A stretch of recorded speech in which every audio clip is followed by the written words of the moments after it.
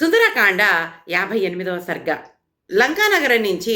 మహేంద్ర పర్వతం దాకా గాలిలో ప్రయాణం చేస్తున్నటువంటి హనుమంతుడు మహేంద్ర పర్వతాన్ని చూడగానే ఒక్కసారిగా భీకరంగా గర్జిస్తాడనమాట.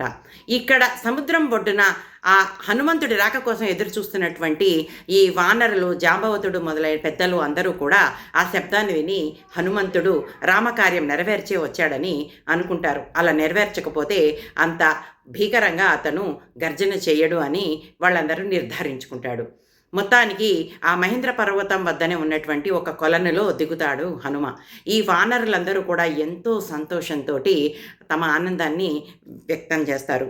ఆ తర్వాత హనుమంతుడు వాళ్ళందరినీ సంతోషపెట్టడానికని క్లుప్తంగా సీతామాతని చూశాను అని చెప్తాడు. అప్పుడు వాళ్ళందరూ కూడా హనుమంతుడిని ఒక దగ్గర కూర్చోబెట్టేసి పళ్ళు ఫలాలు అన్నీ తినిపించి,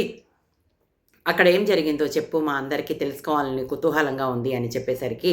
హనుమంతుడు ఈ విధంగా చెప్పడం మొదలు పెడతాడు. అంటే మొదటి నుంచి తన ప్రయాణం ఎలా జరిగిందో ఈ సర్గలో చెప్తాడనమాట. ముందుగా ఈ మహేంద్ర పర్వతం నుంచి దూకి ఆ సముద్రం మీద ప్రయాణిస్తుంటే అనేక విఘ్నాలు ఎదురయ్యాయని, అందులో మొదటి విఘ్నము మైనాక పర్వతం సముద్రంలోంచి లేచి అడ్డం వస్తే అదేదో విఘ్నం అనుకుని తన తోకతోటి కొట్టి దాన్ని 1000 ముక్కలు చేయబోతే మైనాకుడు ప్రత్యక్షమయ్యి తను వాయుదేవుడికి ఎంతో రుణపడి ఉన్నానని, తను వాయునందనుడు కాబట్టి రామకార్యం మీద వెళ్తున్నాడు కాబట్టి తన సానువుల మీద విశ్రాంతి తీసుకుంటాడనే ఉద్దేశంతో సముద్రంలోంచి లేచానని, తన శ్రేయాభిలాషునని మైనాకుడు చెప్పినట్టు చెప్తాడనమాట. అక్కడ ఆగకుండా ముందరికి ప్రయాణించినట్టు, అలాగే దేవతలందరూ హనుమంతుడి యొక్క కార్యదక్షతని పరిశీలించడానికి అని చెప్పేసి నాగమాత సురసని ఈ హనుమంతుడి దగ్గరికి పంపిస్తే ఆవిడ పెద్దగా నోరు తెరిచి హనుమంతుడిని రెచ్చగొట్టేసరికి హనుమంతుడు ఎంత బతిమాలినా ఆవిడ తగ్గకపోయేసరికి చిన్న బొటనవేలులాగా అయ్యి కళ్ళు తెరిచి చూసే లోపల ఆమె లోపలికి నోట్లోకి ప్రవేశించి బయటకు వచ్చి ఆవిడ యొక్క ఆశీర్వాదాన్ని తీసుకుని అక్కడి నుంచి బయలుదేరడము. ఆ తర్వాత ఛాయాగ్రాహి అనే రాక్షసి, అంటే నీడని పట్టి లాగే ఒక శక్తి ఉన్నటువంటి ఒక రాక్షసి, దీని పేరు సింహిక అనమాట. సముద్రంలో తను ఎంత ప్రయాణం చేస్తున్నా వెనక్కి వెళ్ళిపోతున్నట్టు ఎందుకు అనిపిస్తోందా అని చూస్తే ఆ రాక్షసి అది హనుమంతుడిని మింగేయాలని చూస్తే హనుమంతుడు పెద్దగా శరీరం పెంచితే దాని నోరు ఇంకా పెద్దగా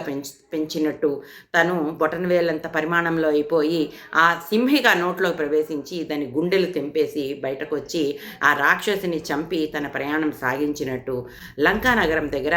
ఆ ద్వారం దగ్గర లంకిణి అనే రాక్షసి కనిపించినట్టు, ఆ రాక్షసిని తన ఎడమ చేతితో ఒక్క గుద్దు గుద్ది ఓడించినట్టు, అలాగే లంకలో చిన్న పిల్లిలాగా తన పరిమాణాన్ని తగ్గించేసుకుని లంక అంతా కూడా ప్రయాణం చేసి అక్కడ సీతాదేవి జాడ కనబడక ఎంతో విచారిస్తుంటే ఆ రావణాంతఃపురం ఎదురుకుండానే అశోకవనం అనే ఒక ఉద్యానవనం కనిపించినట్టు, ఆ ఉద్యానవనంలో సింసుప వృక్షం కింద సీతాదేవి ఉన్నట్టు, ఆవిడ శోకంతో మలినాంబరాలతోటి ఎంతో క్షీణించిపోయి ఉన్నట్టు, ఆ తర్వాత ఆ రావణాసురుడు సీతామాతని తనకి లొంగిపోమని చెప్పడం, సీతామాత ధైర్యంగా గడ్డిపోచన అడ్డం పెట్టుకుని రావణాసురుడిని ఎదిరించటం, ఆ తర్వాత రావణాసురుడికి కోపం వచ్చి 2 నెలల గడువు ఇచ్చి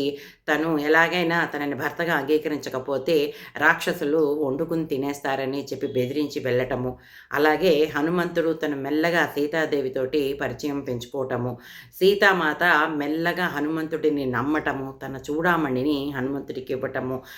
అలాగే హనుమంతుడికి రాక్షసుల మీద విపరీతమైన కోపం వచ్చి ఆ అశోకవనాన్ని ధ్వంసం చేయటము, ఆ తర్వాత జరిగిన యుద్ధము, అంటే 80,000 మంది కింకరులు, మంత్రి కుమారులు, అక్షుడు, అలాగే ఇంద్రజిత్తు వీళ్ళందరితోటి జరిగిన యుద్ధాన్ని అంతా కూడా వివరంగా చెప్తాడు హనుమంతుడు. అలాగే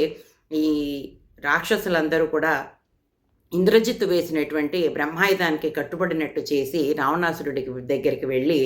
రావణాసురుడికి రామదూతగా తాను వచ్చినట్టు అని రాముడి సందేశాన్ని రావణాసురుడికి వినిపించటము, కోపంతో రావణాసురుడు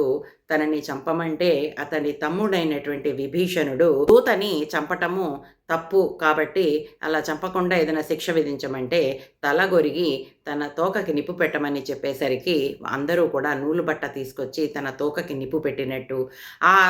తోకకి నిప్పు పెట్టినా ఏమాత్రం కాలకుండా అగ్నిదేవుడు తనకి సహకరించినట్లు, కోపం వచ్చిన హనుమంతుడు మెల్లగా తన కట్లని తెంపుకొని లంకా నగరాన్ని అంతా కూడా కాల్చివేసినట్టు, ఆ మంటల్లో సీతామాత కూడా ఏమైపోయిందోనని భయపడి వెళ్తే, చారణులు చెప్పిన మాటలు, తన శుభశకునాలు తెలుసుకొని, మళ్ళీ సీతామాత దగ్గరికి ఒకసారి వెళ్ళి, ఆవిడ అనుజ్ఞ తీసుకొని, తను తిరుగు ప్రయాణమై వచ్చినట్టు మొత్తం ఉన్నది ఉన్నట్టుగా విపులించి, ఎంతో వినయంగా జాంబవతాదులకి వివరిస్తాడు హనుమంతుడు. ఆ తర్వాత ఏం జరిగిందో వచ్చే సరుకులో చూద్దాం. అంతవరకు సెలవు.